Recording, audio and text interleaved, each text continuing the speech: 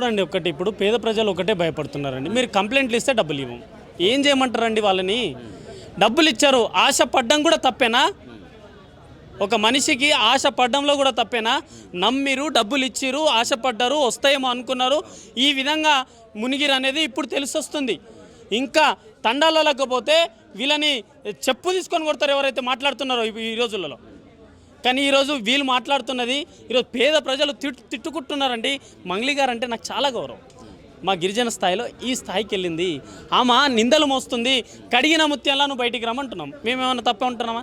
నువ్వు కడిగిన ముత్యంలా బయటికి రమ్మంటే నువ్వు నేనే చేయలేదంటున్నావు.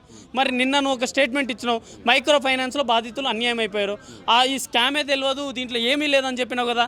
మరి నిన్న మైక్రో ఫైనాన్స్ బాధితులు అన్యాయం అయిపోయారు, ఎవరు అన్యాయం చేశారు?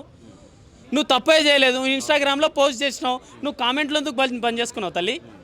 నీకు బాధితులు వచ్చి చెప్తున్నారు కదా, నువ్వు 6 గంటలకు పోయినావంట, 10 సార్లు వాళ్ళ ఊరికి పోయినావంట.